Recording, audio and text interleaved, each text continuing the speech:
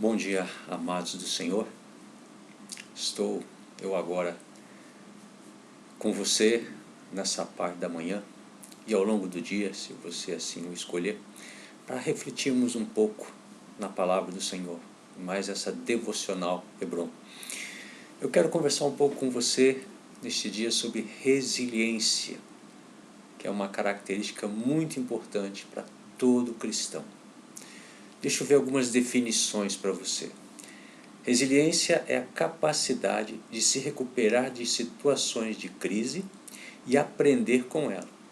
É ter a mente flexível e o pensamento otimista com metas claras e a certeza de que tudo passa. Em outras palavras, resiliência é a capacidade de se adaptar a mudanças e situações e acontecimentos, é a capacidade de resistir às pressões da vida e superar obstáculos com essa mente flexível e o pensamento otimista. Na Bíblia nós temos várias histórias de homens e mulheres que foram resilientes, ou seja, que se adaptaram às mudanças e que permaneceram firmes. E neste dia eu quero que você reflita um pouco sobre a vida de Jó.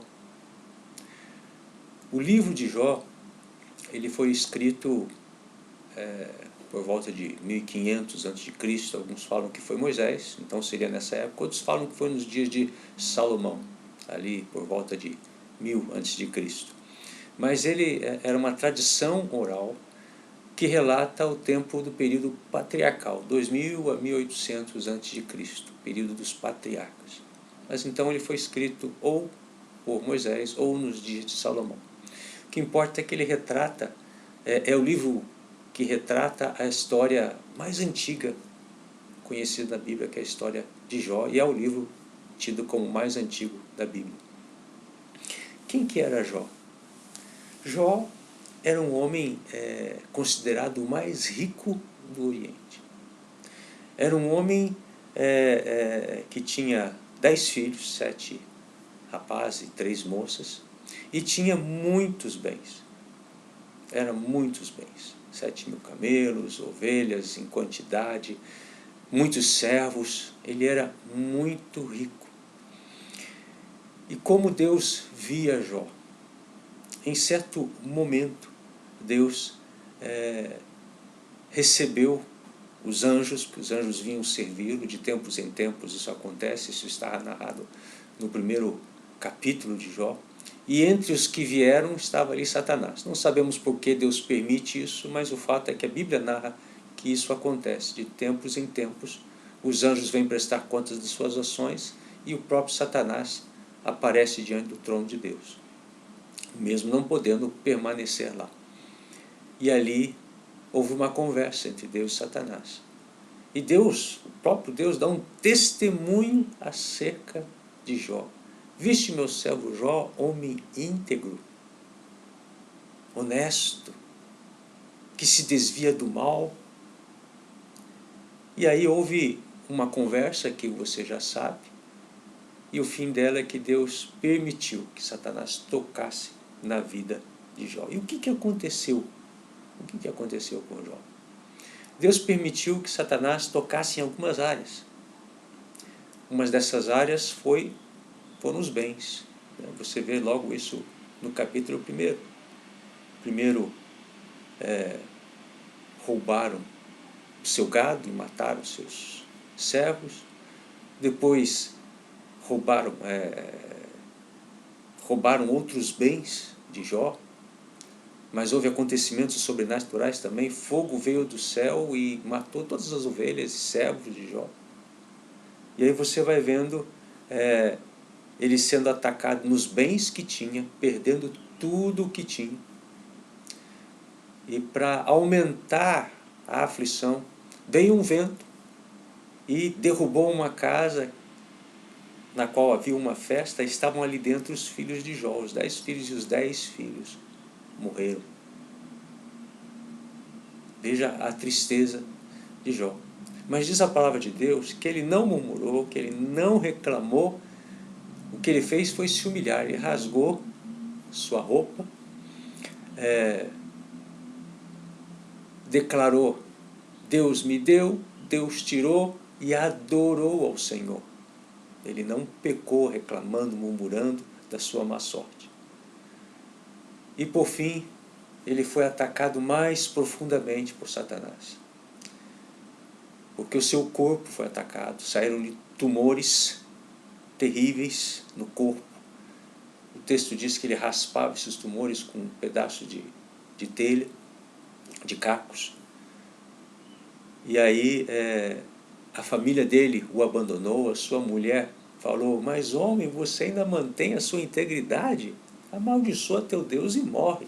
E ela não se ouviu falar mais dela. Foi abandonado por sua família. Perdeu a esperança. E assim era a situação. Perdeu seus bens, sua família, seu corpo, sua saúde foi abalada, sua esperança, e foi abandonado pela família. Imagine só, né? Quando a gente olha um quadro desse, nós ficamos assustados. Assustados. E se isso acontecesse comigo? Se Deus permitisse que isso acontecesse comigo?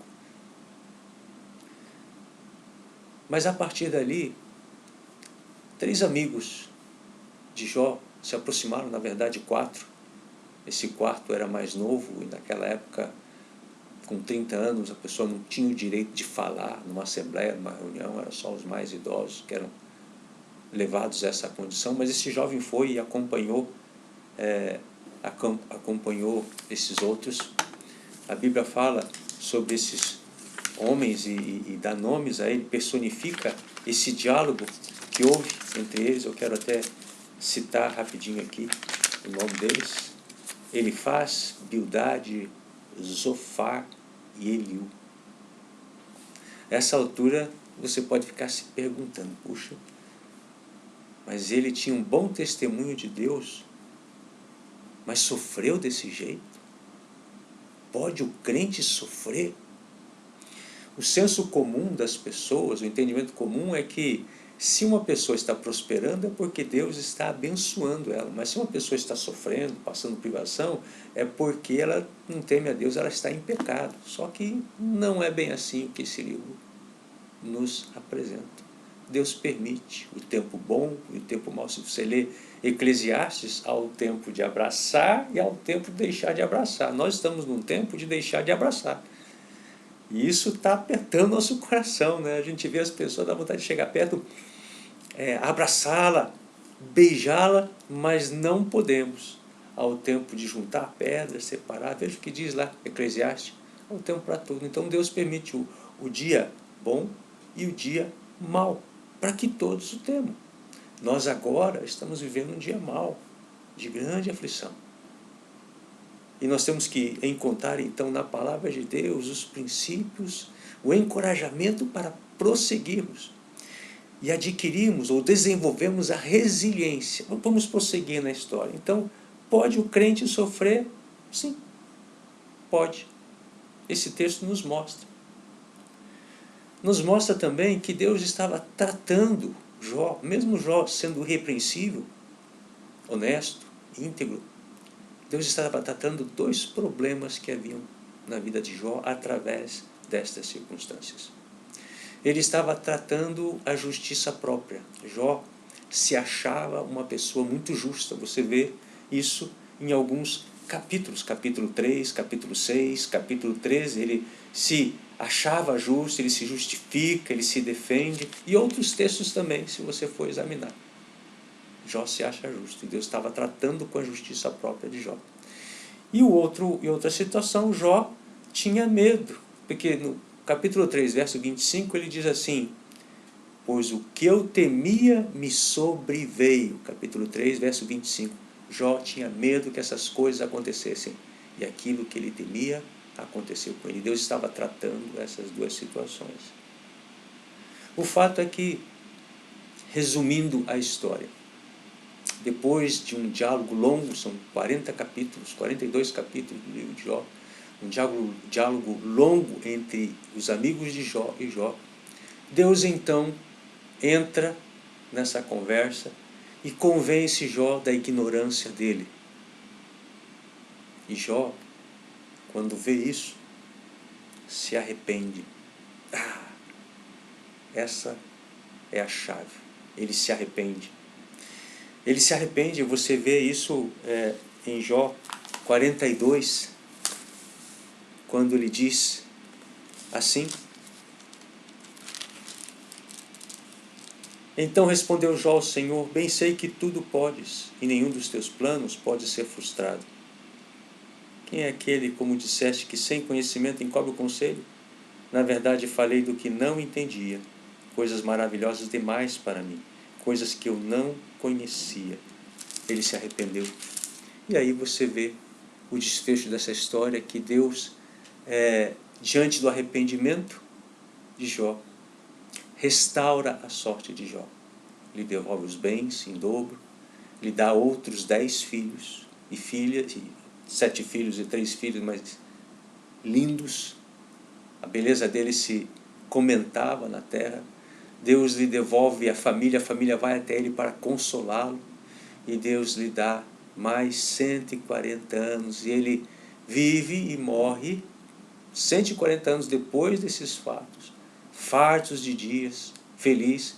Ele vive até a 4ª geração, vê a 4ª geração dos seus descendentes. Veja só, meus amados, ele se adaptou às mudanças, ele permaneceu, ele se arrependeu, ele não desistiu, ele foi resiliente.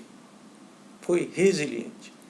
É claro, com as suas fraquezas, as suas limitações, como eu e você. Então vamos aprender com Jó a desenvolvermos a capacidade da resiliência, bem propícia neste momento, de muitos acontecimentos e coisas que nos deixam pasmos e assustados. Que o Senhor te abençoe, que o Senhor te guarde, seja resiliente, lembre de Jó, e que o Senhor nos ajude a vencer este momento que estamos passando, porque isto vai passar, meu amado.